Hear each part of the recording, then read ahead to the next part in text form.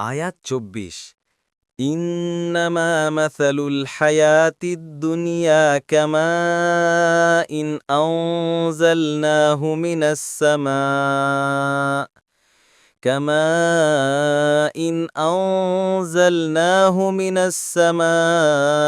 فاختلط به نبات الأرض مما يأكل الناس والأنعام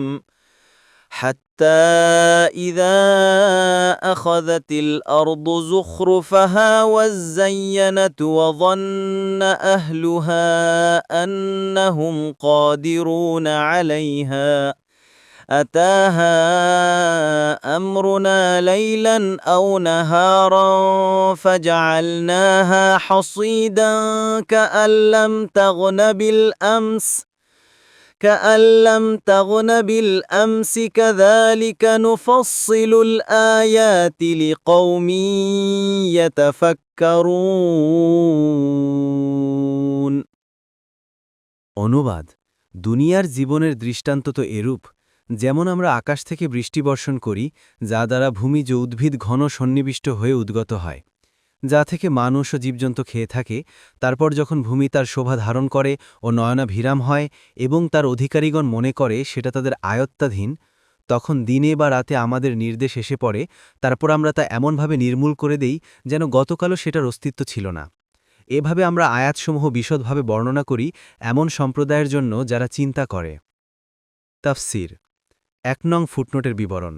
অর্থাৎ দুনিয়ার যাবতীয় বস্তু এতই ক্ষণস্থায়ী যে সেটা হস্তচ্যুত হয়ে গেলে এমন মনে হয় যেন তা কোনোদিনও তার ছিল না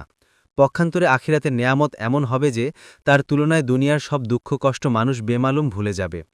রাসূল সাল্লাল্লাহু আলাইহি ওয়াসাল্লাম এ ব্যাপারে বলেন দুনিয়ার সবচেয়ে বেশি নিয়ামতের অধিকারীকে কিয়ামতের দিন নিয়ে আসা হবে তারপর তাকে জাহান্নামের আগুনে একবার ঢুকিয়ে আনার পর জিজ্ঞাসা করা হবে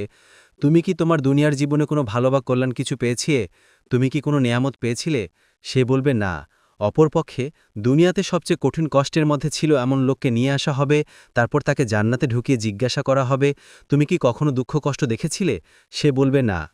২ নং ফুটনোটের বিবরণ কারণ চিন্তাশীল মাত্রই বুঝতে পারে যে দুনিয়া ক্ষণস্থায়ী শুধু তাই নয় ধোঁকাবাদীও দুনিয়ার চরিত্রই হলো এমন যে যারা এর পিছনে ছুটে সে তাদের থেকে দূরে ছুটে যায় আর যারা তার থেকে দূরে থাকতে চায় সে তাদের পিছু নেয় দুনিয়ার উদাহরণ হিসেবে আল্লাহ তাআলা পবিত্র কোরআনের বিভিন্ন স্থানে জমিনের মধ্যে উৎপন্ন উদ্ভিদ বলে উল্লেখ করেছেন যেমন তাদের কাছে পেশ করা উপমা দুনিয়ার জীবনের এটা পানির ন্যায় যা আমরা বর্ষণ করি আকাশ থেকে যা দ্বারা ভূমিজ উদ্ভিদ ঘনসন্নিবিষ্ট হয়ে উদ্গত হয় যা থেকে মানুষ ও জীবজন্তু খেয়ে থাকে তারপর যখন ভূমি তার শোভাধারণ করে ও নয়নাভিরাম হয় এবং তার অধিকারীগণ মনে করে সেটা তাদের আয়ত্তাধীন তখন দিনে বা রাতে আমাদের নির্দেশ এসে পড়ে তারপর আমরা তা এমনভাবে নির্মূল করে দিই যেন গতকালও সেটার অস্তিত্ব ছিল না সূরা আল কাহাফ ৪৫ অনুরূপ আয়াত আরও এসেছে সূরা আজ জুমার ও সূরা আল হাদিদে ইবনু কাসির